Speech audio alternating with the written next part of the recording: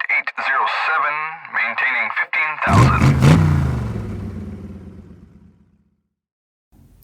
By looks, it looked like a normal paneer, but I will try to make it like a delicious Vikasian paneer at the end.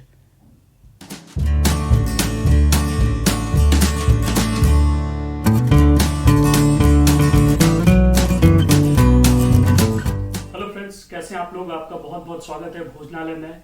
आज मैं आपके लिए लेके आया हूँ एक ऐसी डिश जो मेरे बचपन से जुड़ी हुई है। तो यहाँ आप देख रहे हैं पीछे, ये मेरी स्कूल की मेन बिल्डिंग है, यहाँ हमारी क्लासेस हुआ करती थी। आज मैं उसी की पनीर वाली डिश बनाने जा रहा हूँ। मैं विकास विद्यालय रांची से पढ़ा हुआ हूँ, क्लास 10th मैंने वहीं से पास आउट की है। और वहाँ पे हर थर्सडे के दिन पनीर बनाई जाती थी। और वहाँ के जो कुक थे, महाराज थे, दे आर फ्रॉम राजस्थान। उनके बनाने का टेक्निक इतना बढ़िया था कि वो पनीर सबकी जुआ पे आज तक है। मैं भी सिर्फ 80, 85, 90% वहाँ तक पहुँच पाया हूँ जो पनीर की डिश रहती थी। अभी भी 100% आई डोंट थिंक कि मैं कभी पहुँच पाऊंगा। It was a great paneer of Vikas Vidyalaya. We used to eagerly wait for the Thursday because we are going to get the paneer on that day. तो फिर मैं आज आप लोग के लिए प्रस्तुत कर रहा हूँ विकासियन पनीर।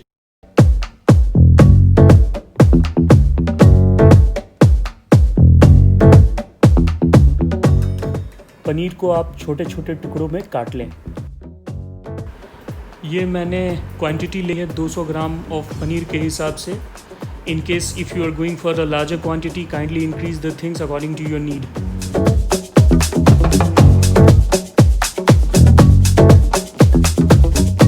तो मैं इनसे आपको ब्रीफ कर देता हूँ। यहाँ मैंने 2 छोटे चम्मच दही लेके रखे हैं। डालने से पहले इसे अच्छी तरीके से फेंट दूंगा। और ये 180 ml 1 कप मिल्क है। यहाँ मैंने 1 टमाटर को छोटे टुकड़ों में काट रखा है, 2 हरी मिर्च ले रखा है, और यहाँ पे अदरक 2-2 इंच की 3-4 ले रखा है।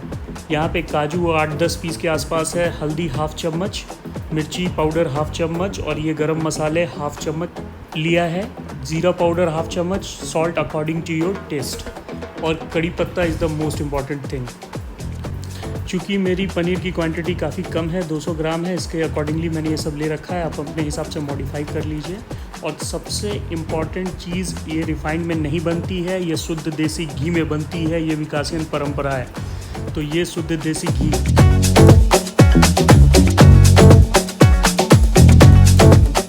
ये 200 ग्राम पनीर है, और यहाँ मैंने घी गरम करके रखा हुआ है, और यहाँ पे ल्यूकवार्म वाटर लेके रखा है। पनीर को फ्राई करने के बाद सीधा इस पानी में डाल दूंगा, जिससे पनीर सॉफ्ट रहेगा।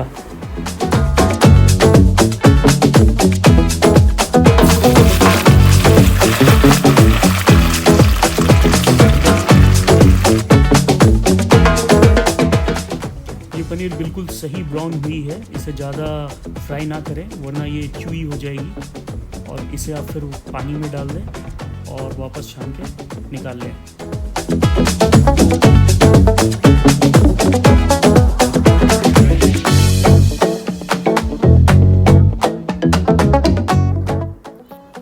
बिल्कुल देखें, पनीर की कलर ऐसी होनी चाहिए, ना इससे कम ना इससे ज़्यादा। ये बिल्कुल परफेक्ट है। और फिर इसे पानी में वापस डाल लें। अभी मैंने सारा पनीर को ड्राई कर लिया है, पानी निकाल दिया है, और मैं चेक कर रहा हूँ कि पनीर कैसी हुई है। बिल्कुल देख, सॉफ्ट हो गई है, थोड़ी सी भी हार्डनेस नहीं है, और ये अब प्रॉपर ग्रेवी में जाने को तैयार है। तो अब हम आगे ग्रेवी का काम स्टार्ट करते हैं। मैं 2 चम्मच घी डाल के अब जो मेरे इंग्रेडिएंट्स हैं इन्हें सॉटे करूँगा।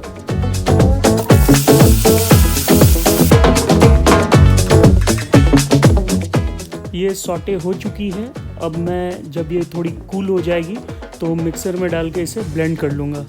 ये पेस्ट तैयार हो चुकी है, जिसे मैं फर्दर आगे प्रोसेस करूँगा। 2 चम्मच घी मैं पैन में गरम करूँगा, और जो ब्लेंडेड मसाले हैं इन्हें फिर से सॉटे करूँगा। अब मैं काजू को ग्राइंड कर लेता हूँ। अब मैं इसमें पिसी हुई काजू डाल दूँगा और इसे बहुत अच्छी तरीके से मिक्स करूँगा। और जैसा मुझे लग रहा है कि मसाले थोड़ा सा बेस पकड़ रहे हैं, तो आप बीच में कभी भी थोड़ा थोड़ा वाटर डाल सकते हैं। क्वांटिटी कम है, ऑलरेडी मैंने बहुत थोड़े थोड़े क्वांटिटी ले रखे हैं, क्योंकि ऑलरेडी मैं ही हूँ अकेला खाने वाला यहाँ पे। तो इसलिए ये इशू आ रही है। अदरवाइज़ मसाले थोड़े ज़्यादा रहेंगे, आप लोग अगर 4-5 लोगों के लिए बना रहे हो तो फिर कोई इशू नहीं है, क्योंकि हर चीज़ों की क्वांटिटी फिर आप उसी रेशियो में बढ़ा घटा सकते हो। अब मैं अपने मसाले जैसे कि हल्दी, मिर्ची, जीरा पाउडर, ये डाल के मैं इसे अच्छी तरीके से मिलाऊंगा और इसमें आप थोड़ा सा पानी मिला लें। अब मैं इसे ढक के 3 से 4 मिनट तक पकाऊंगा और उसके बाद मैं फिर इसमें दही मिलाऊंगा। दही को मैंने बहुत अच्छी तरीके से फेंट लिया है और फिर अब मैं इसे अच्छी तरीके से मिक्स करूंगा और अब बारी है इसे सुखा के गरम मसाला डालने की। तो आप जैसा देख रहे हैं सूख चुका है, बिल्कुल ड्राई हो गया है और अब गरम मसाला थोड़ा सा डाल रहा हूँ मैं, ज़्यादा नहीं डालूँगा और फिर इसे बहुत अच्छी तरीके से मिक्स करूँगा। अब मैं इसमें करी पत्ता यानी स्वीट नीम लीव्स डालूँगा।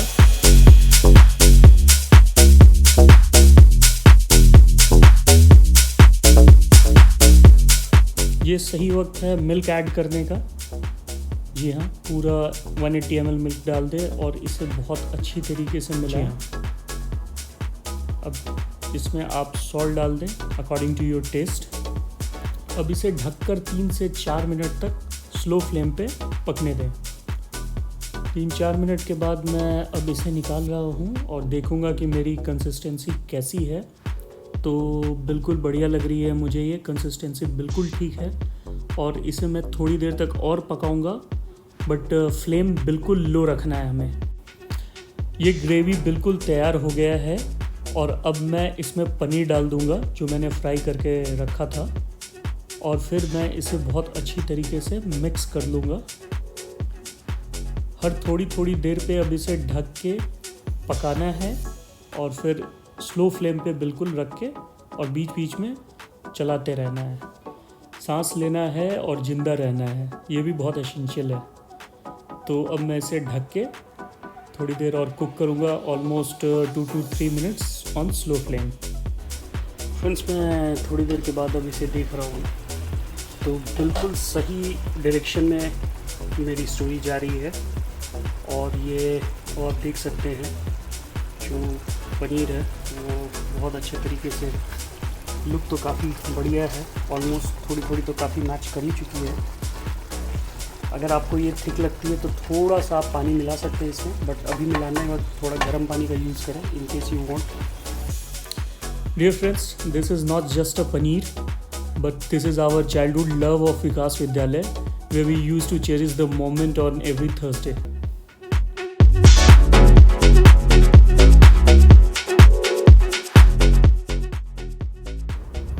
ये मैं देख रहा हूँ ये पूरी तरीके से पक चुकी है और तैयार हो चुकी है मेरी विकासियन पनीर।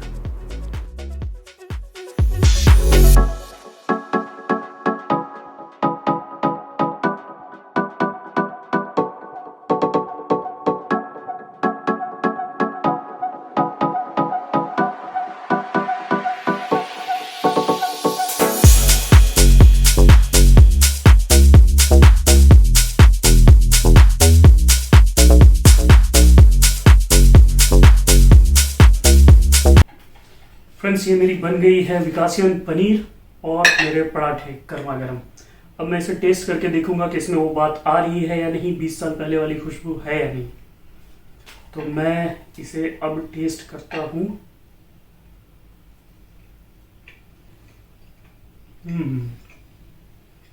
क्या बात है, मुंह में जाते ही घुल गई, बिल्कुल याद आ गई अपने बचपन के दिनों की मुझे। टू गुड, लग रहा है जन्नत नसीब हो जाएगी। बहुत बढ़िया बना है, आप प्लीज़ एक बार इसे ट्राई करें, यू नेवर रिग्रेट इट।